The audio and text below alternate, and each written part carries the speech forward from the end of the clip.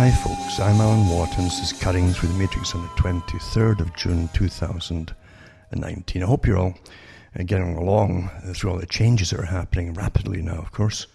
You're certainly living through interesting times, although if you've been studying reality for a long time, you'll know it's a kind of Groundhog Day, and we're building up to a repetition of what we've been doing for the last 20 odd years, or actually longer than that, with wars, etc., as they go for Iran as well.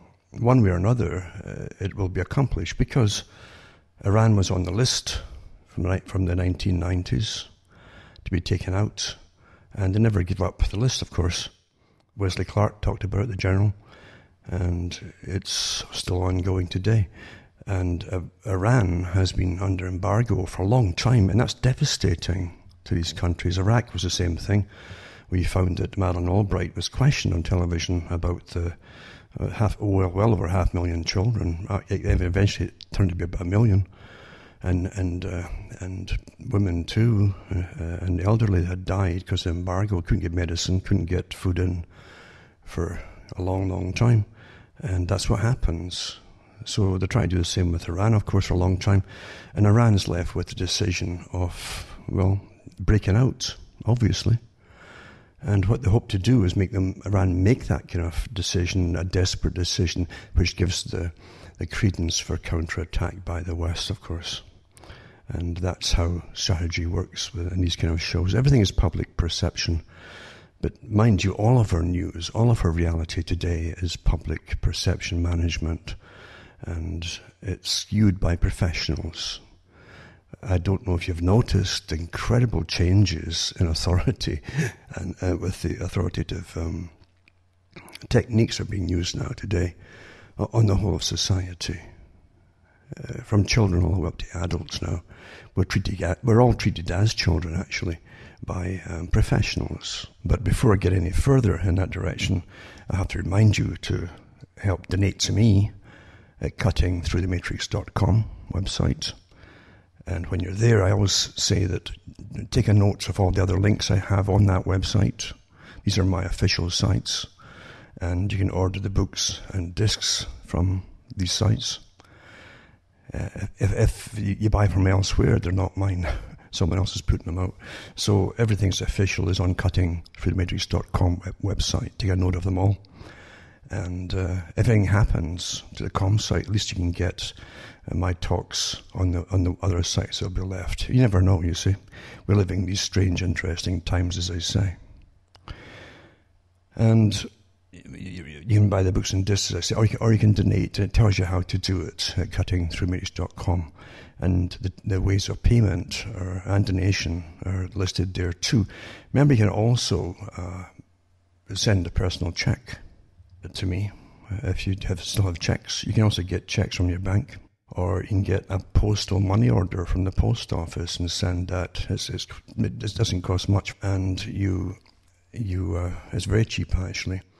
And if you're from outside Canada and you're sending it to Canada, just ask for an international postal money order at the post office, and they'll give it to you for the amount and so on, and that can get cashed to you, you see. Because I can see other techniques coming into play as we get managed by our professional managers, the nudge units, as they call it, the behavior modification experts. And we have teams of them in every country now, literally working on managing us. We don't elect them. No government agency has come out to tell you to vote or even to have a say in these agencies getting established. They just appear, of course. And you still think you're living in democracies as you get managed. I gave talks on these before about these nudge units, behavioral insights teams. They're much bigger than a few people here and there. There's teams and layers of them. And they also extend all the way into the internet community, of course, because the internet itself is a massive control system down to the personal level. Even for those who think they're quite safe and happy and they're being awfully good. We're awfully good, they won't bother me. Believe you me, if you're quite happy being managed by experts and who are watching every single thing that you do, even predicting what you think, and because they're studying how you think, you see, then good luck to you. It's a sad thing that Aldous Huxley said it. He says they'll come to us and they'll love their servitude, and that's what you are. Because it's not painful for folk at the moment, you see. And that's the key, at the moment. Because it's to get really bad as we go into the depopulation austerity agenda under the pretext of climate change, etc. And this is no speculation on my part. I have their documents, I have their books of the big players that came out with the ideas on how to control us all. They love to publish their books for themselves because they have tremendous egos. And obviously those who want to manage the world and everybody in it have to have big egos. We've seen the tyrants down through history, and we call them that, luckily enough. But unfortunately, we can't recognize them for today as for what they are, because, like Madison said, they always take away your freedoms bit by bit under the guise of keeping you safe. And that's really how it is. These are old techniques, you understand. And believe you me, too, if they didn't want terrorism, they would not have caused the problems in the first place to take out countries across the Middle East. It wouldn't have happened. And terrorism could be managed much, much more easily in that case, if there were any radicals at all. But causing mass displacement across the world is part of the whole agenda, of course. And I was just thinking today, and I've thought many times before too, where are all the far left groups that were against wars, that they should march in the streets against wars? Where are they? Who has switched them off? Because they all follow leaders, and their leaders know what they're doing, and they take orders from higher authorities too. It's also interesting that these groups, heavily well-funded groups, because we're in a new Soviet. The true new Soviet is more Soviet than the old system was, because Soviet means rule by council, basically. An NGO type deal with appointed commissars to manage a certain area of society. We have lots of them now. We've got more than the Soviet ever had. And the difference with the Soviet Union is they appointed them, the leaders of them, I should say, to manage them. We have them called non-governmental organizations, and we have thousands of them. That also, most of the big ones anyway, are all funded by our government, our tax money, for changing society completely and managing society too. And they're also augmented by the massive funding from the big foundations. I did so many talks years ago about the foundations and what their functions really were. And it's true, the richest people on the planet direct where we're going in the world and how we'll act and behave, not right down to population and how to manage the population, and even how to coerce the population into accepting eventually mandatory sterilization and things like that. All the way back to the days of Malthus. And don't forget, we've done this before, and we're still doing it in other countries we call third world countries. We pay for it, but what they want to do across the world. And that's what globalism is all about. If you notice again, the same groups who do not protest the war, against the wars, and the displacement it causes, are the first ones to champion the end of nation states, which is Marxian, of course, which of course is also the globalist, which is the capitalists at the top, who own all. It's all the same system. And the trick of running the world is to create different not just sides, but factions within sides. And they're all fighting each other. And they never come to understand that the dialectical process leads them to the conclusions or to the points where those at the top actually want them to come to change. You can't get change without conflict. If you've got a happy, say, stagnant population, as I like to call it, and you want it to change, it won't change. It's quite happy the way it is. So you create dissatisfaction for a segment and have them go at it with the other group. And eventually you'll get a synthesis coming out of it. And that's what the whole Trotskyist doctrine was basically based on, was the Hegelian dialectic. But today we have the true Soviet system. We're unelected, but appointed by governments. NGOs are running our lives. through climate change and so on, and sustainability groups galore. There's thousands of them across the world. Sustainability, well, guess what sustainability is? Sustainability is all about too many of you. That's where, forget all the other stuff, it's to do with you. And they have charts out of how much it's going to cost the world and how much carbon you'll cost for every child that comes into it, and how many things that child will need growing up, and food, clothing, and yada, yada, yada. And that's all done through this magic religious act, you see, because it's all a religion to believe in it, you see. A magic act of deciding how much carbon and energy you're costing the world is to make up these wonderful algorithms to work out how much you're costing the planet, basically. What a farce this is. You need an awful lot of faith to believe in this religion. Because it's a farce, complete farce. Although you might say it is a religion in a sense, and it definitely has a plan, and it definitely has, and it demands worship. It demands worship. It's completely intolerant of anything against its own agenda. Completely intolerant. And even has those within the structural parts of the system and schools and everything teaching the same plan, and it will tolerate no contrary opinions to what is mandated. Completely intolerant. This is not a happy system coming in, folks. And it's not new. It was predicted a long time ago in the 1800s and 1700s too.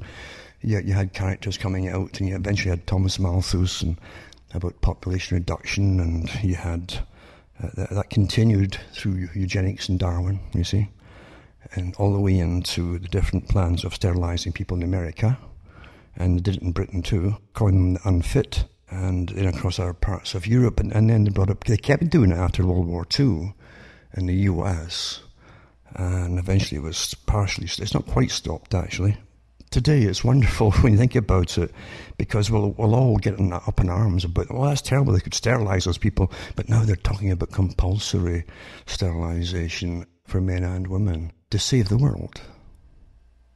Nothing to do with intellect or IQ or anything. No, it's to save the world. If you're in a certain category, yeah, you'll be designated as for termination if you want to take sterilization. And the amount of data that they published on this is astonishing, to save the planet. And of course that's the whole idea.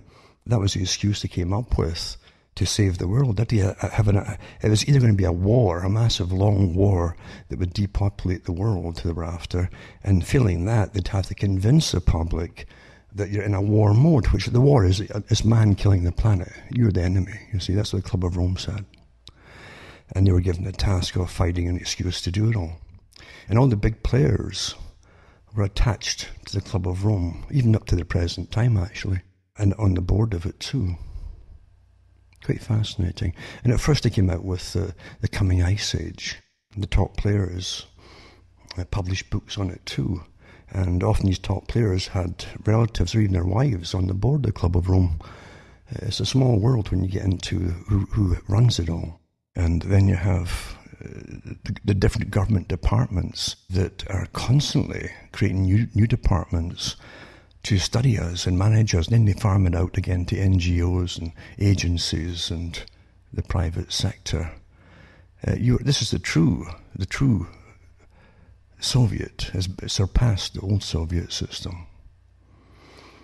And they couldn't even go as far as this with indoctrination in school, where they're reinventing reality completely with indoctrination that children are getting today. It's quite fascinating to see it happening and to study their papers and their techniques of doing it. It's quite something in itself. But what really is horrifying is the fact that they have no problem in lying, teaching an agenda with the use of lies and saying that lies are necessary to coerce the people along this agenda, again to save the world, you see. And if that doesn't offend you, being lied to all the time about what their agenda is really all about. And of course the agenda has got nothing to do with democracy. The Club of Rome has stated in their own writings that the democracy doesn't work. They want something harder. They want really like a fascist system. That's what they really admire, where the diktats come from the top and you obey at the bottom. Without any arguments, that's what they want. But what gets me too is the perfection you'll see in other countries that have been on the path longer because of their cultural society system. And China, this is not speculation, it's fact. The United Nations has published many documents on China to be the model state for the world to follow on everything that it does to manage the people, to train the people, to manage them and so on. And China, and not just them, every major organization out on the planet there and countries have fawned over China in the past because it's the dream of the West to be like China. The West has a problem, and Margaret Thatcher and others have stated the problem. Those in power, in the past at least, had to give a semblance of acknowledgement to the complaints, of understanding the complaints of the public, and sometimes acting on it, and so on. That's what's called this con game of democracy. It's always a bit of a con game, but they have to at least put a show on, right? But in totalitarian type systems, and don't forget China is still called communist to this day, with a very, very officious governmental system. And you have to belong to the party if you want to own a business. And the party literally is all powerful. In fact, just in the papers now, they've got, I think it was the head of, was a Chinese man who was the head of Interpol, or if it was a Chinese branch, or, because Interpol is international, right? But he was found guilty of embezzling millions in bribe money. And that kind of corruption is typical with China, is with every other country. But China doesn't let that go. They really deal with it, which of course a lot of folk outside China admire. They deal with it when officials are corrupt. But the same token, China has come from a collectivist society. It's a very ancient system of ruling the people. They've tried everything. Even in ancient times, they had a socialist type system. In ancient times, an authoritarian system, almost you might call it a system run by nobility at one time too. They've tried everything in ancient times. And so there's nothing new to China. But China itself, again, generally has a different system of obedience of the people to those in power and authority. So under communistic system, they still can have a lot of freedoms. They have a lot of freedoms, even like music, etc. They can go to dances, they can drink and that kind of stuff, and buy their clothes, and commerce is doing well in China. Believe it, that was, I can remember when suddenly China supposedly went capitalist, and they had interviews in the streets and for the Westerners to watch. And Mao Zedong would say, "Oh yeah, Mao Zedong would have liked this system where money is good," and it was like night and day change. It was as shocking as when they just announced that the Berlin Wall had come down in Germany, in Berlin. So that's a kind of shock of those who'd lived through all this Cold War phase, and he is an arch enemy of capitalism, supposedly. And today, of course, it's the top. It manages more capital than the rest of the world combined, I think. And yet they're still communist. There's no, you have one ruling group, and that's all you've got is one party system. But at the same time, I understand to an extent the Chinese system, because if you truly want an advanced socialist system, you'll have a Chinese type naturally, where the people will have a certain amount of freedom, but they're well studied, just like we are here, like you wouldn't believe. And they're maybe even better, like school to work ideas, at training youngsters for particular areas that they have, where they could excel, actually.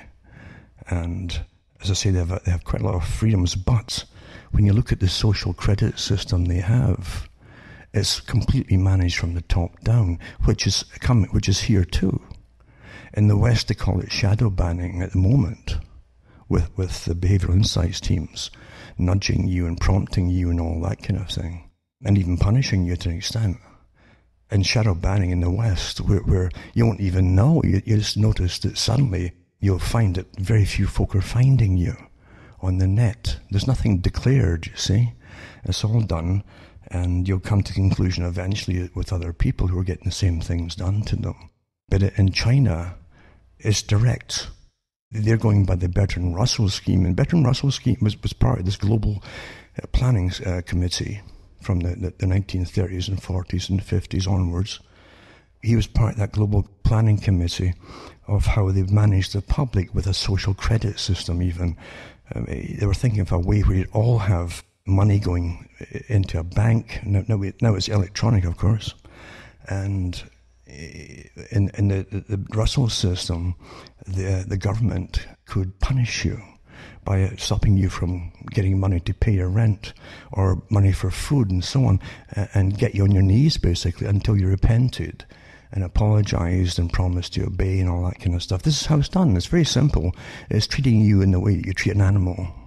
It's animal policy, basically, training policy.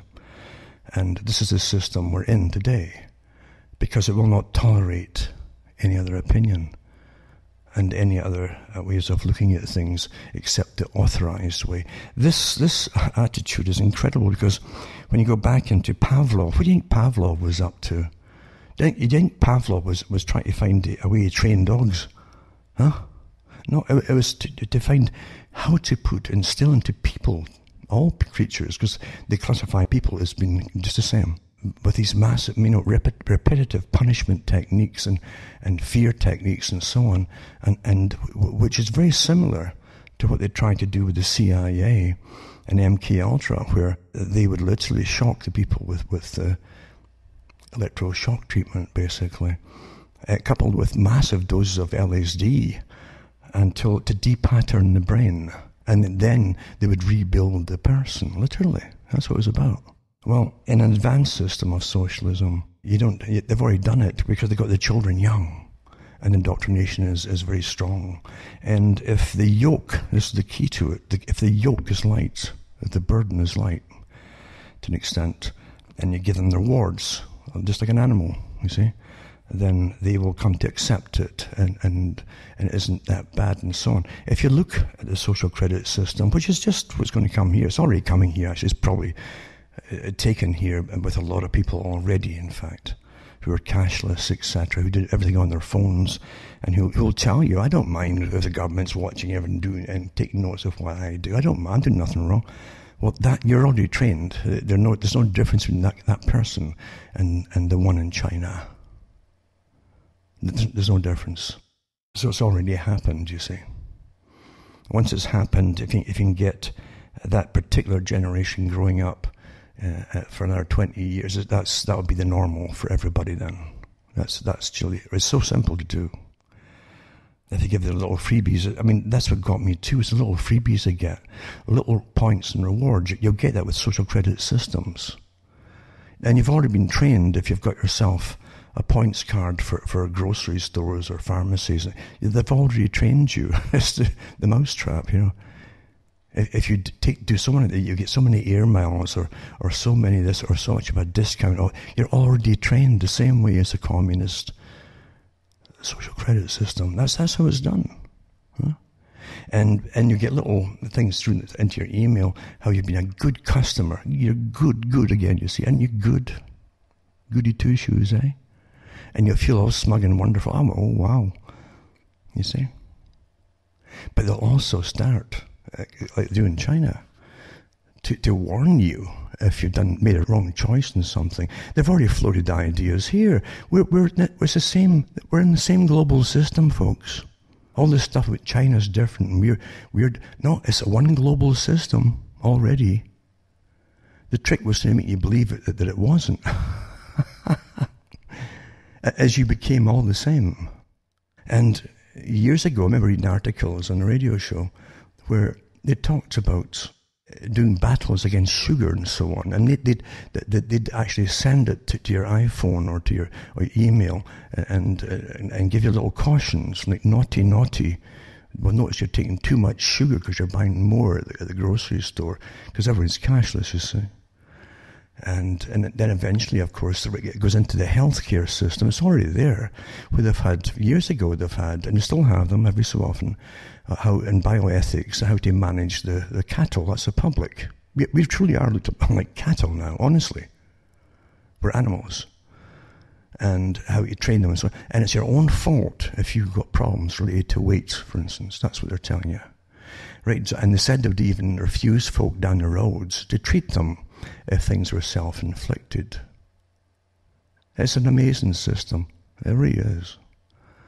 And when you see it all, you can see it all around you as part of your system, but you can't connect the dots. But it's all connected if you've done a little bit of looking and studying and seeing what social contracts are all about. And they call them that now, social contracts again.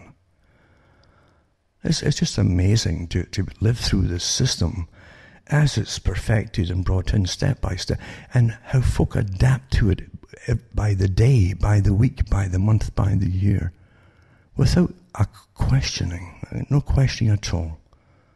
That's what's fascinating to me. You'd really hope that there'd be more people that say, no, hey, no. But again, all studies have shown that it's only a small minority of people in any generation who are indignant enough to say no to whatever it happens to be. It's always the same.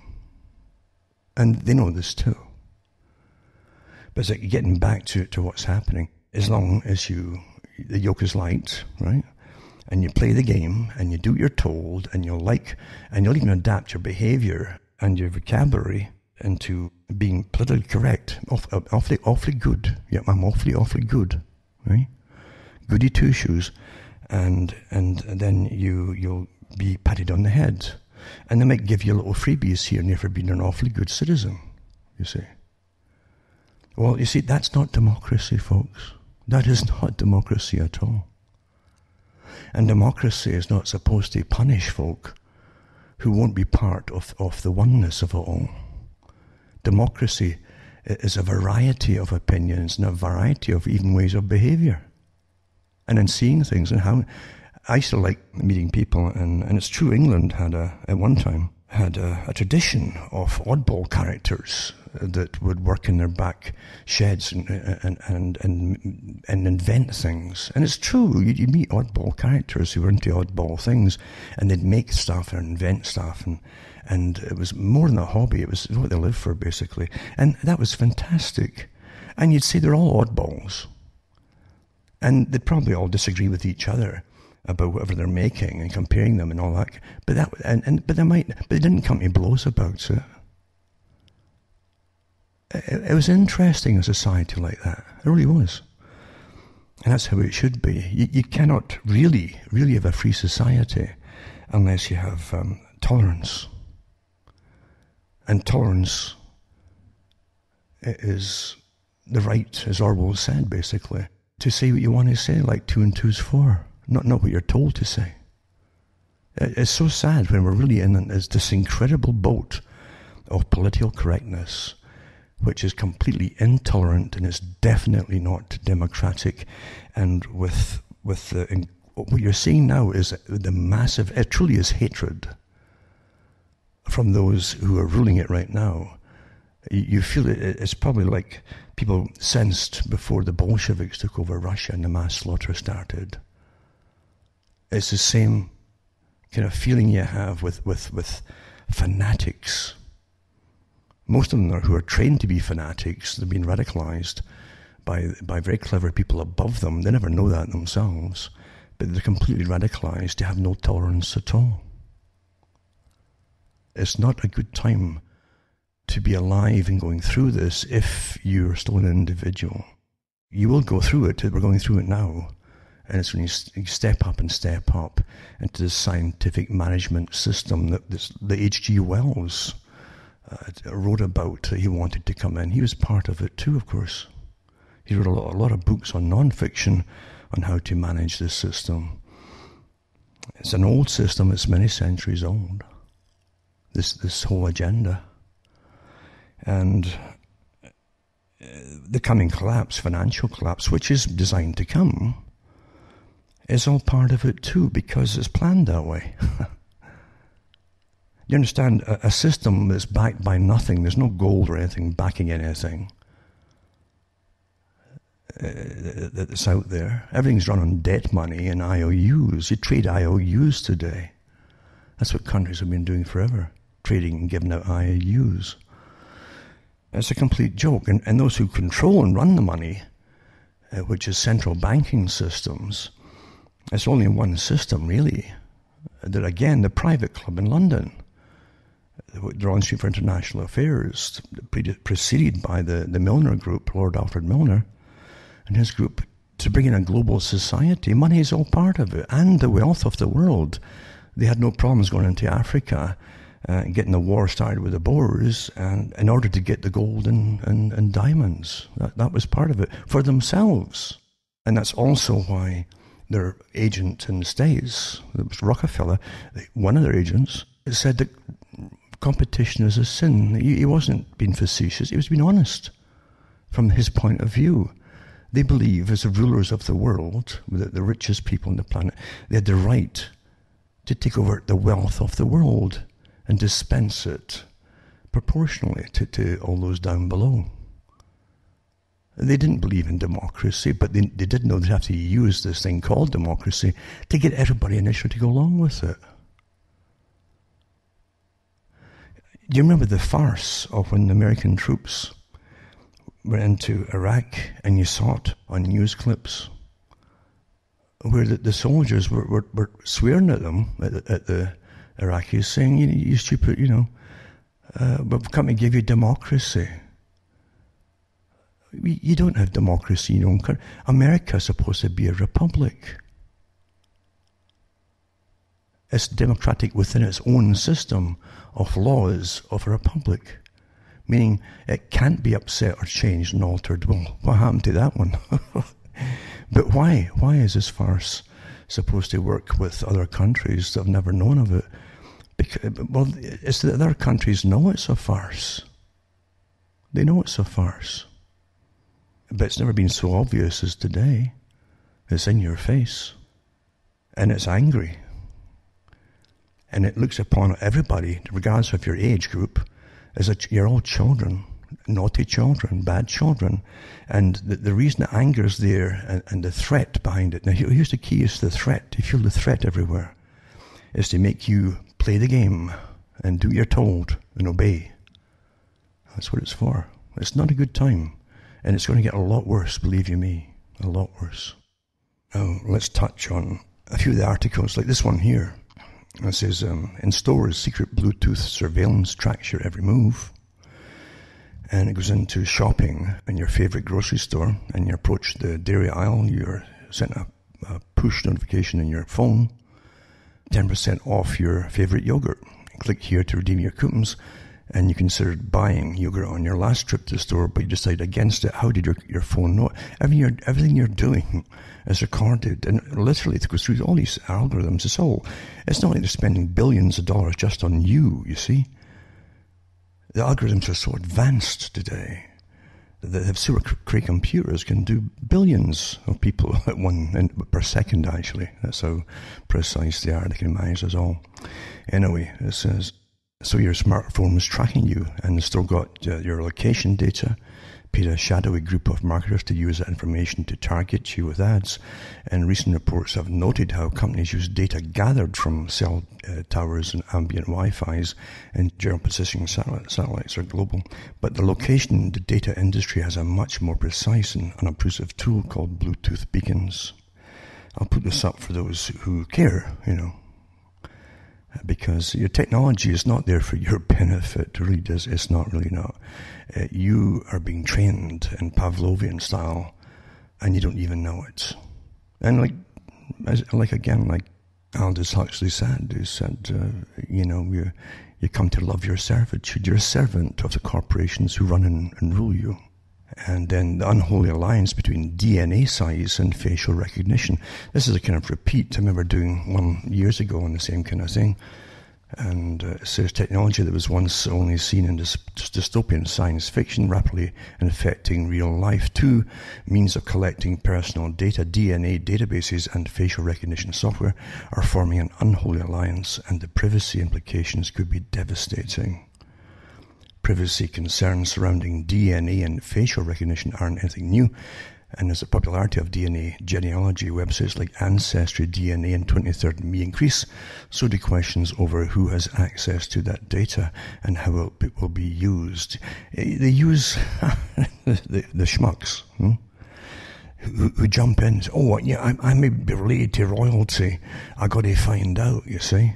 And then send them all the data which they know about, who their grandparents were and all the rest of it, and great-grandparents, and then their DNA, and then they do searches, etc. And out of that search, they'll come all their sisters, their brothers, their mothers, fathers, everybody's, their health, you name it, any medical problems which may be genetically caused, and so you're given all that data, huh?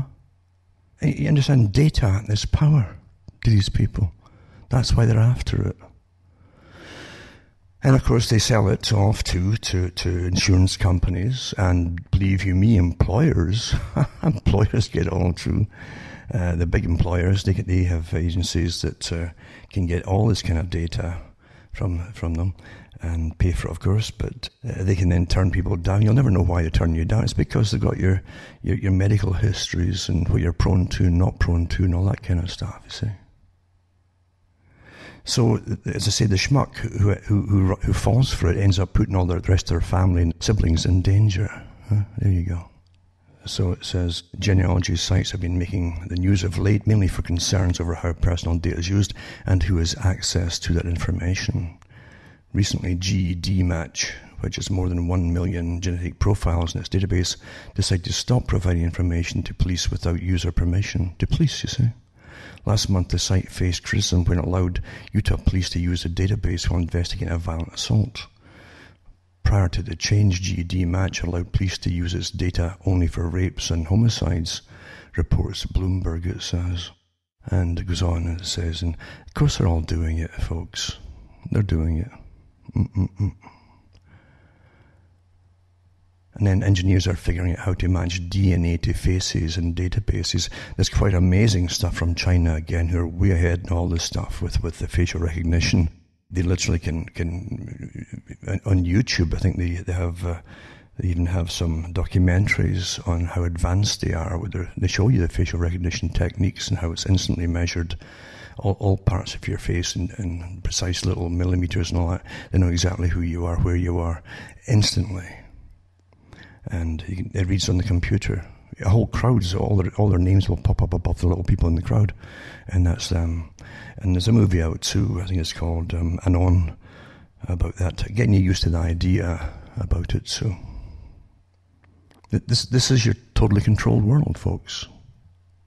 So it says a team of engineers just built an algorithm that scans through a database of images and selects the faces that could be linked to the DNA found at a crime scene. Could be linked, right? Until they're predicting what someone's face looked like based on DNA sample has eluded scientists, but it's getting easier for them to use samples to filter the right face from a database. As an international, here again, team led by researchers at KU Leuven has shown. And their findings were published in Nature Communications. And I'll put these links up. You can, it's contained in this particular article here. So they go on about it too, in different press releases, other links and so on. And it's in this one, contained inside this one article for those who care about it. Most folk don't care. They know it's happening and they don't care, but I'm good, you see. I've got good point systems for the stuff that I buy in the stores. Yeah. And they even congratulate me for making the right decisions on my purchasing. Getting back to talking about China, in China, your social credit system will also give you warnings if you're eating too much meat or the wrong kind of meat or something like that too. You see how it's done? Or spending money on maybe on cigarettes. Because even then in the streets, they can actually see you smoking, instantly know where you are, who you are, and that's it. And you get a little warning, maybe initially a little warning, and eventually, if you continue, you get bad scores. And if you get bad scores, you have less access to where you can go inside the country, or even inside your own town or city. And certain places will be banned. You won't be allowed to get through certain doors. It'll read you instantly, and they won't open for you. This is your. As I say, remember, it's not a democratic system, folks.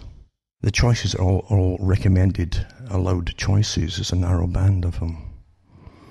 And you get appearance of choice, but it's a narrow authorized band of them. And also, right down to your phone calls in China, if you phone someone inside China, and the person, if they've got a bad credit rating or whatever it happens to be, and it's a social credit, remember, it's your behavior. It's a behavioral credit system.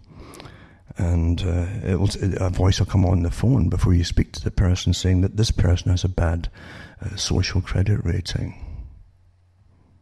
To warn you as well, to shame the person. Shaming is a big part of controlling the population in the social system.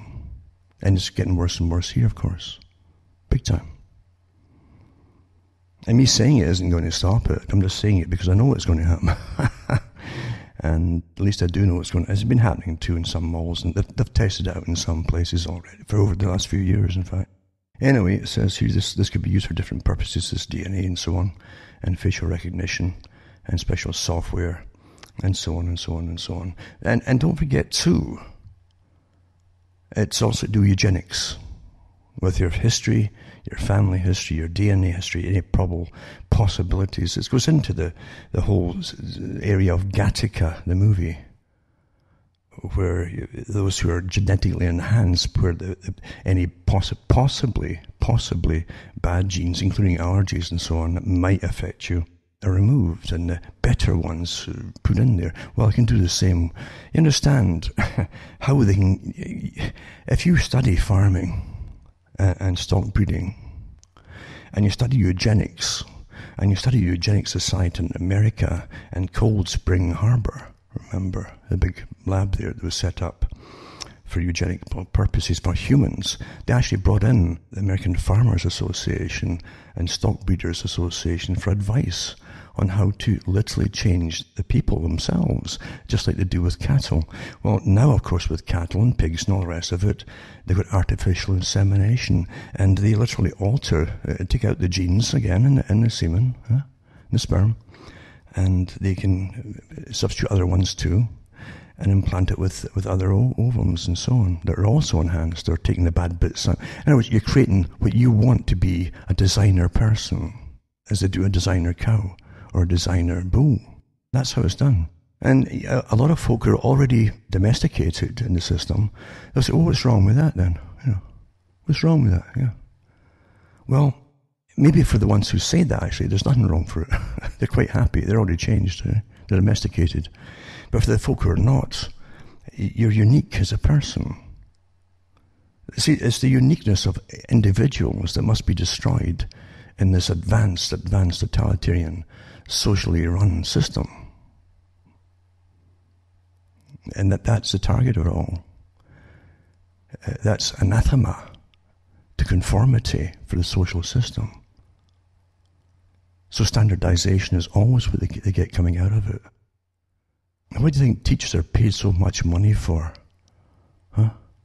You can tell that they're not churning out children who are well educated as far as knowledge about the world and different sciences, but they certainly are indoctrinated with the latest PC social engineering. You understand that? Well, that's why you pay teachers an awful lot. And Stalin said that you got to pay them an awful lot of money because they are the first line to indoctrinate the children into the system. Nothing changes. Anyway, so I'll put this article up here for those who care about it, to see about it too. Most folk out there, remember, and a lot of who are listening already are cashless. They don't use cash at all. And everything, they don't mind even being monitored because they're goody-goody, and they'll obey and be good and say all the right things in conversation and so on. But there are those who, again, who don't. They like being an individual, and they like having choices in life, you know. Another thing too here is from face to DNA, new method aims to improve match between DNA sample and the face database. Is another article too. And then Amazon's recognition software lets cops track faces, and here's what you need to know. Most folk don't care, eh? So business organizations and yes, law enforcement agencies are already licensing that software for their own use. That means you don't need to use Facebook or buy a face scanning iPhone or a fancy video doorbell from Google-owned Nest or Amazon-owned Ring in order for facial recognition to be a part of your everyday life. With recognition, it's with capital R and a K, R-E-K, maybe it's already is being used. And maybe you aren't okay with that. Civil liberties groups such as the ACLU have already raised concerns about the speedy adoption of facial recognition technology amongst US law enforcement agencies and the potential for its abuse, particularly amongst immigrants. Well, we mean not just against immigrants, it's for everybody, for goodness sake, and people of colour. Everybody's at risk here. We're equal opportunity victims when it comes to this. It's for the whole planet, for goodness sake. Anyway, many, including some of Amazon's own employees and shareholders, want the company to hit the brakes. The controversy caught the attention of Congress last year, and now with the Senate recently proposing a bill that would limit businesses from collecting and tracking facial recognition data without consent, it seems that recognition might be in for a reckoning. No, it won't be. It's already been here for a long time, actually. There's a whole bunch of things going on that you have no idea about. And it says, what exactly does Amazon recognition do? It says it makes it easy to add images and video analysis to your applications. You just provide an image or video to the recognition API, and the service can identify objects, people, text, scenes, and activities.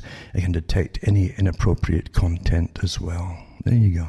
And it goes on and on and on, but I won't read it all. You get the idea. Then a major DNA testing company sharing genetic data with the FBI. There's another one too. There's so many of these articles, really. Folk don't care. Most don't care, eh? And again, who gives the permission for all this to happen in the first place? All these companies are licensed, you know, that we're talking about here. They're all licensed by government. The decision by a prominent consumer DNA testing company to share data with federal law enforcement means investigators have access to genetic information linked to hundreds of millions of people. There you go again. Family Tree DNA, an early pioneers of the rapidly growing market for consumer genetic testing, confirmed late Thursday that it has granted the Federal Bureau of Investigation access to its vast trove of nearly 2 million genetic profiles. The arrangement was first reported by BuzzFeed News, it says. And it goes on and on again too.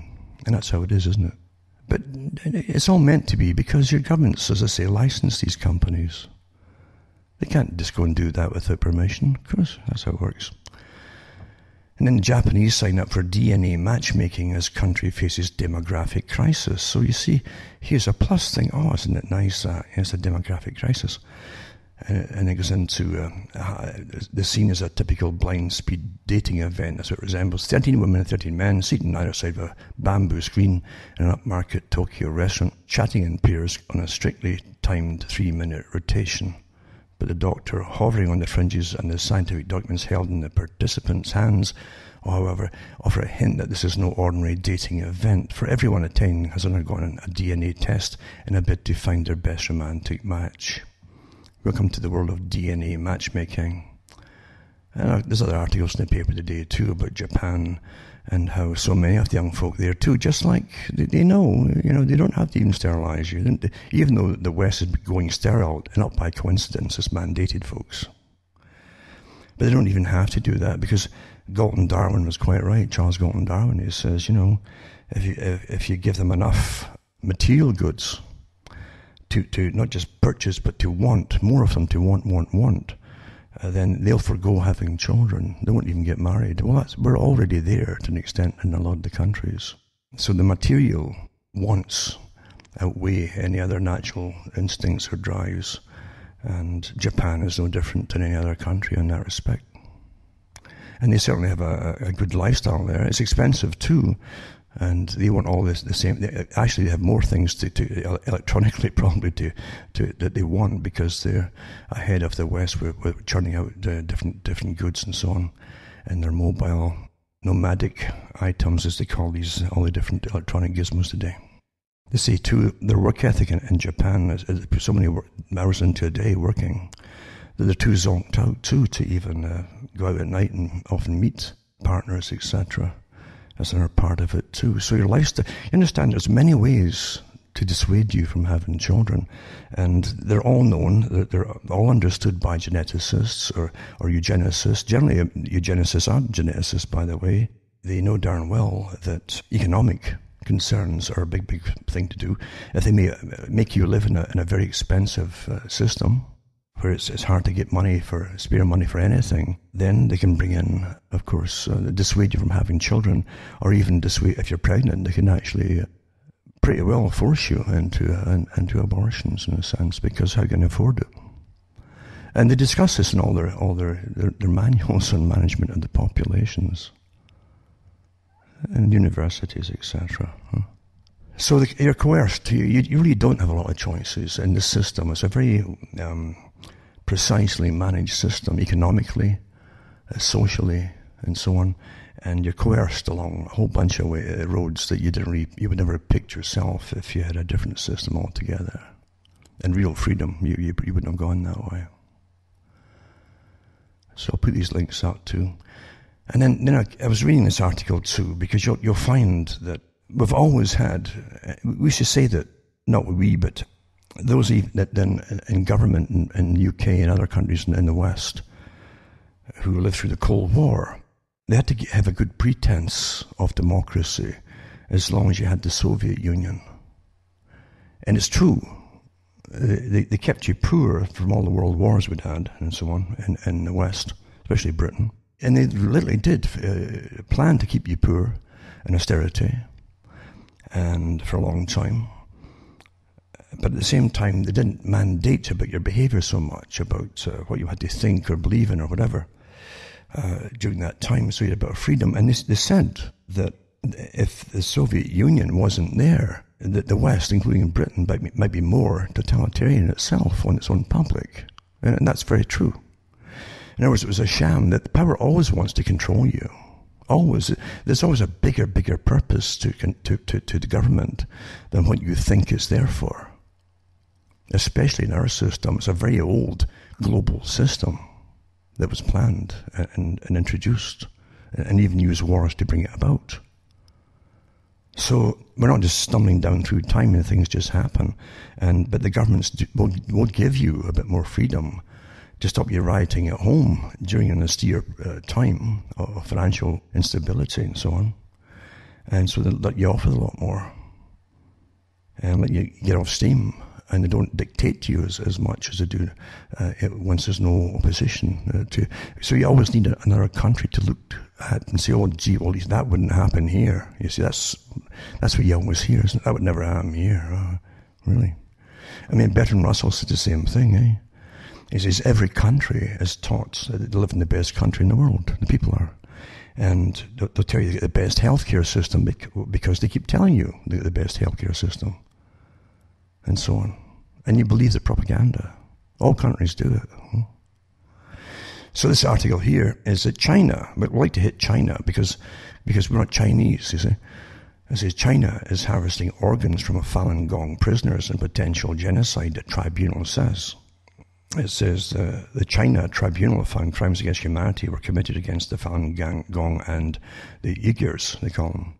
It says that Falun Gong is a spiritual group based on the meditation that China banned 20 years ago. Beijing repeatedly denied accusations that it forcibly takes organs from prisoners of conscience. Well, they say it's still going on, you see. So China, we're saying that China bad, right? We're saying that China bad. Well, don't forget in the West here, and I've looked at bioethics and this whole new science that burst on the scene a few years ago, you see. But when suddenly on newspapers and so on, and television apparently too, you had professional bioethicists. See, none of you have any ethics at all. You wouldn't know an ethic if you fell over it. But professionals who are trained in bioethics and situation ethics, you know how many folk would, four people on a boat after a shipwreck, a lifeboat, and you're on out of food, who do you kill first and eat or throw over? I mean, these folk are trained in it, you see. And so your bioethicists work with economists, and they work with the governments, and they decide with all the data there how much they can save by having you killed as opposed to treating you for an illness, depending on your age, your physical condition, your social status, etc. They won't do this to rich, important folk, believe you me. But for everybody else is fair game if you get clocked into their hospitals. No kidding you. You're put down for organ harvesting after they offer you the euthanasia pill, right? Which saves them a lot of money. That's where we are, folks, in our wonderful democracy. You know, the real people's system. What a joke, eh? So anyway, we have to look at China and look at them and say, oh, they're taking organs and so on. And then you have places like Canada that, yeah. I read the articles the last couple of weeks that Canada's been, and actually more than that, with offering euthanasia and then harvesting. The guy who's pushing it, in fact, in Canada, this doctor, also is the guy who is the top. I think he's definitely running some organisation for harvesting the organs as well. Well, I think it's a conflict of interest somewhere, isn't there? I've heard about making a good business and a profit for yourself, but that's a bit much, isn't it? But it's always presented that they're doing it. They're doing it on your behalf. It's to help you, you know. Yeah, there's an awful lot more they could do to help you and use the money rather than have you bumped off. And not all illnesses are terminal, you know. And even terminal illnesses can be stretched out a long time with and give a lot of life to the person who wants it, right? Who wants it? And the people can, obviously, decide what they want to do, as they always have decided, without mandating it from. When you hand this power to government agencies, you're in trouble. That's what I'm saying. You're in trouble, folks.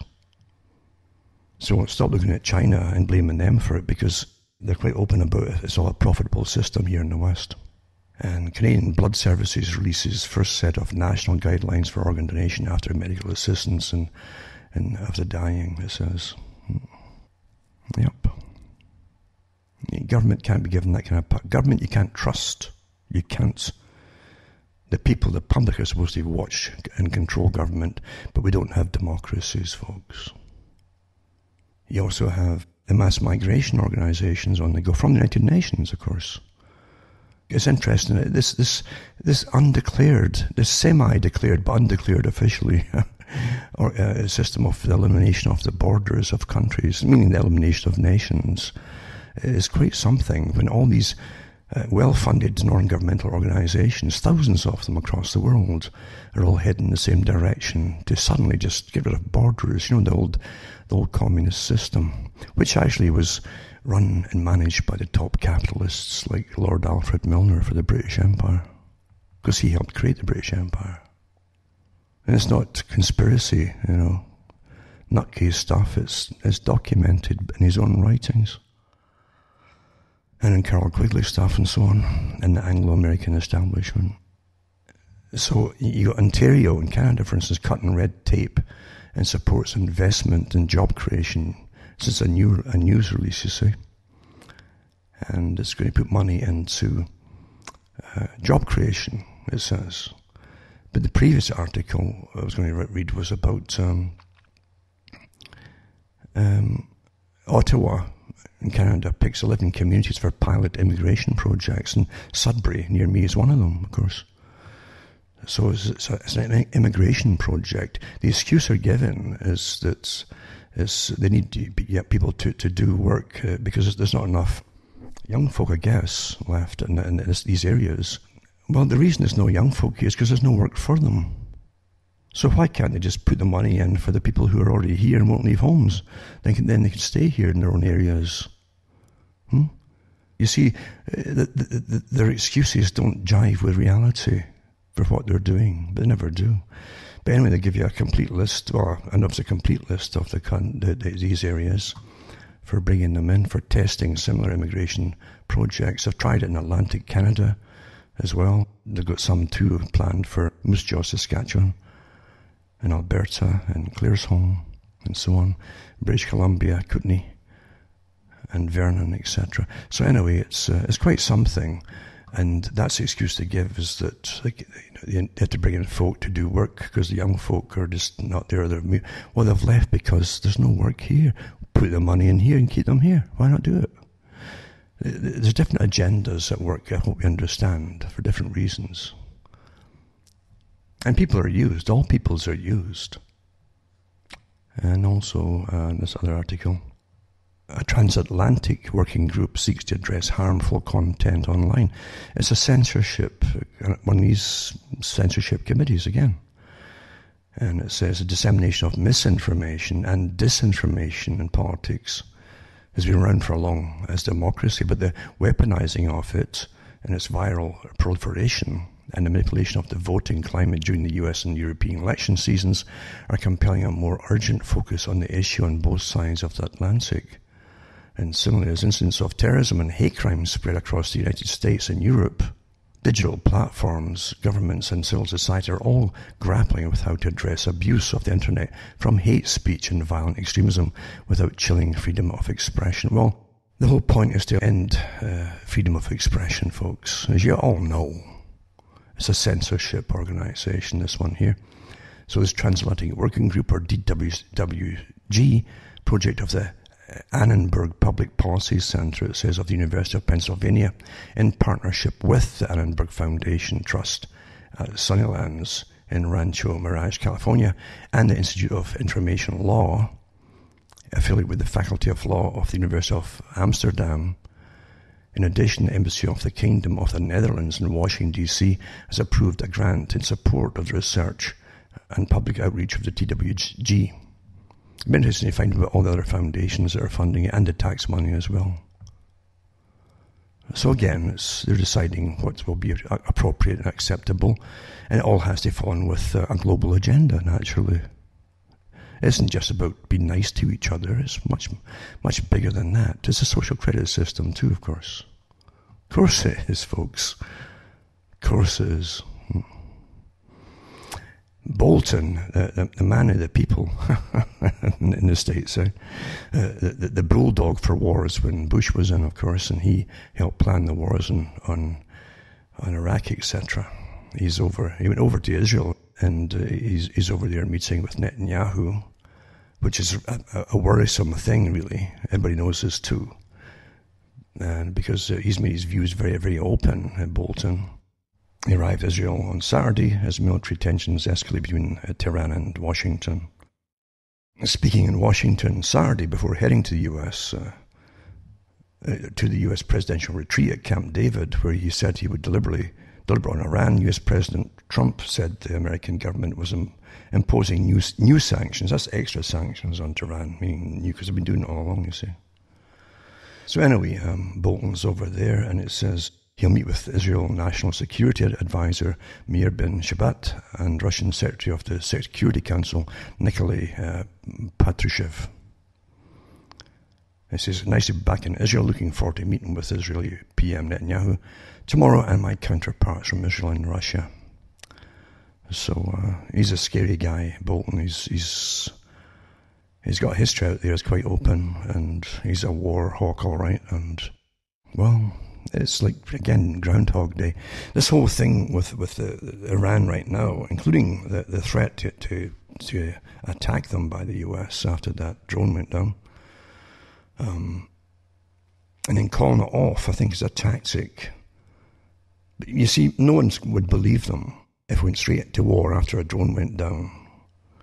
We've had so many cons before with these wars, just one after the other for years, for 20-odd years. Actually, it's more than that when up to Gulf War I, Desert Storm. That's almost 30 years. 30 years of warfare in the same areas. And we wouldn't believe it again, you see, if it was all-out war with one of the listed countries that had listed back in the 90s, with the usual things given. So I think they try and make you think it's all real again, you see. Or maybe Donald did just call him off again, and they could have attacked, but maybe he's been pretty good. And I was making it all real like a drama, where they build up even further for the big attack. What to see, because Trump's made it quite plain that he's not going to go along from the beginning, even before he got in to the office. He's not going to. He says, been quite plain, he won't accept Iran's treaty with Europe and so on, and the one that they've signed with Obama. So there you go. Maybe you'll find out why Trump's real purpose being in there has really been, of course. And I think it wouldn't matter who was in, because one would do it a bit slower, perhaps, and Trump might just hurry up a little bit. Maybe that's why they got him in. Who knows? But I don't think the people really have a choice. And it's one big agenda, one big global agenda. It's quite simple. And then you have Netanyahu, where he said to Bolton, it's time for the US to recognize the Golan Heights in Israel, it says. And so it's like repetition, almost, from the previous times. So Trump's announced major sanctions, etc., for Iran. And then you have, let me see here now, I want to get through some of these articles. This is an interesting article. World is seeing the greatest monetary policy experiment in history. And that's from Rothschild himself. It says, Jacob Rothschild. Low interest rates, negative yields on government debt, and quantitative easing are part of the biggest financial experiments in world history, and the consequences are yet unknown, says the RIT Capital Partners chairman Lord Rothschild. This is their own company, one of their own companies, of course. And the 6 months under review have seen central bankers continue with what is surely the greatest experiment in monetary policy in the history of the world. We're therefore in uncharted waters. It's impossible to predict the unintended consequences of very low interest rates, with some 30% of global government debt at negative yields, he says. So he says there's trillions of dollars really just hanging in the balance at the moment. And I'll put this up as well. And I know it's planned. It was always planned to use financial crisis to get changes along for this global system and consolidation of more power into global system, you see. So that's how they'll use it, and into austerity as well. I'll also put up Global Compact for Migration, for those who don't know what it is. It's from United Nations, to do with mass migration across the world now, and the different reasons they claim for it all. I've got some PDFs in it as well.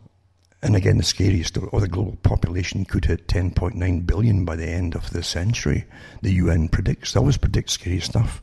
But they shouldn't worry about it, because according to their own predictions, we'll all be underwater long before then anyway. So there you go.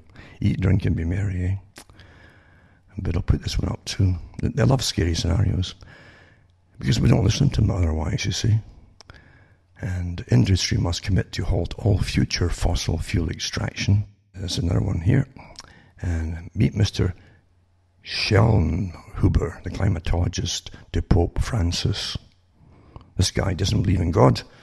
I remember doing an article a few years ago on him. But he's the advisor on climatology for the Pope. And he's a real, this guy wants, maybe even down the road sterilization and so on too. It's quite amazing, this advisor to the Pope. He's denied it before, even though he's printed stuff, and he denies it. It's quite interesting, but there you go. I'll put this one up for those that want to read it. It's really something, honestly. What a world is turned upside down, isn't it? Isn't it really, eh? Right is wrong, wrong is right, and yada, yada, yada. Quite amazing. It's a great something to see who they use to push. And again, too, this particular guy, the Pope's advisor, is also a member of the IPCC, the International Panel for Climate Change at the United Nations as well. See? He's a big promoter for sustainability, because it's all they do is sustain. The whole excuse of whoever they're using is to cut your population down. It's always been that, always, under any excuse at all. And they hit on the climate. That was going to do. Well, this is a big player in it too. Quite a character. Eh? But he does believe in Mother Earth and stuff, but he doesn't believe in God. So I'll put these articles up for anyone who wants it. And then another thing too is to change on society and decriminalise so many different things. But it's one thing for adults to debate decriminalising prostitution. It's entirely another to promote it as a fulfilling career choice to young girls.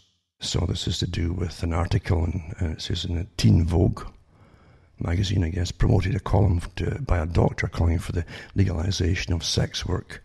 Generally go unremarked upon, but a similar argument appear across the media landscape and even the Democratic presidential campaign.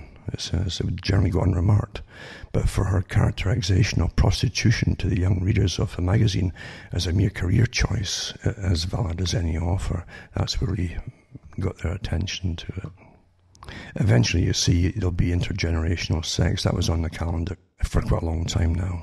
All taboos sexually had to be destroyed. I'll also put up Europe and also Britain or England, London, has refused to give Venezuela the gold that they have in the vaults there.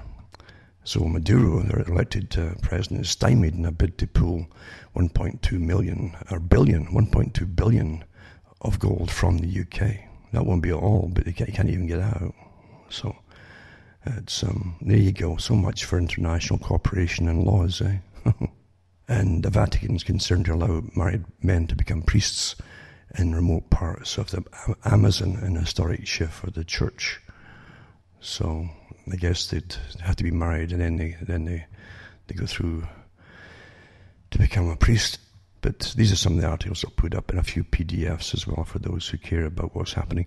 Sorry for going through it all in a kind of rush, but there's way too much to give you a lecture on it. And as I say, for those who are interested, they always check up on the articles I put out there and links and so on to verify them. You've got to verify them to start with, and at least ponder them, what they're about, to make your own mind up about them.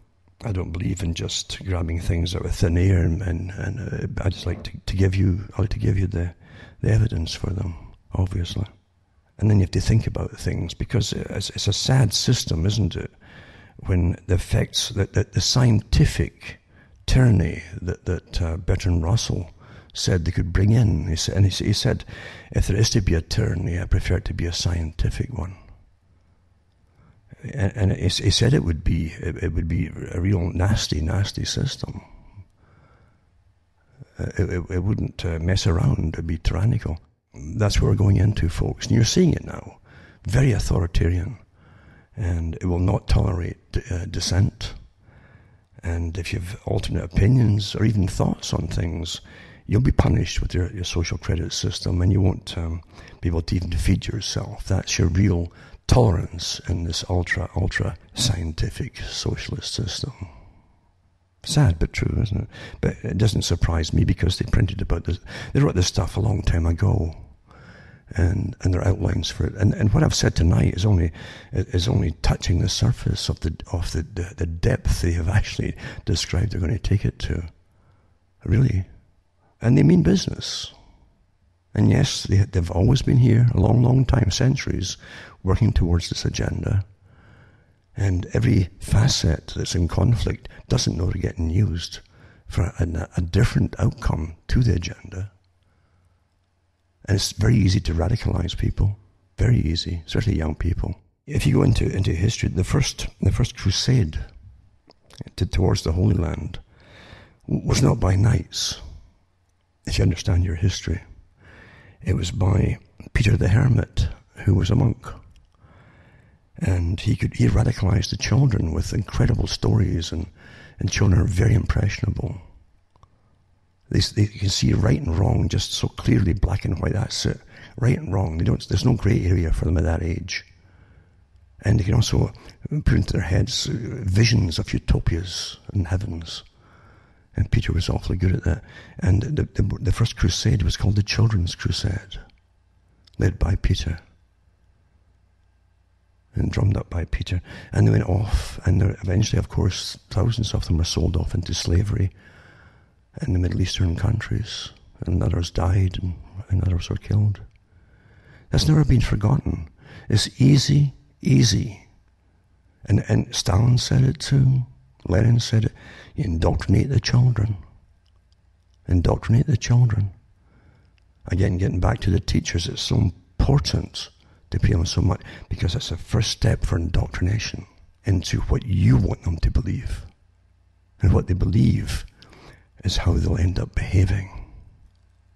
That's what it's about, folks. At least for those who are following this and who like to at least know what they're living through. Don't let it kill you. Don't let it burn holes in your stomachs with ulcers. Just accept the fact that it's happening.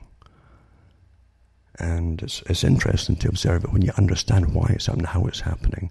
And it's interesting to see the incredible intolerance that you've only read about in previous areas of history in the past as it resurfaces again. Remember, buy the books and this and donate to me at cuttingthroughh.com. I'm Alan Watchman, Ontario, Canada, and it's good night. So may your God or your gods go with you.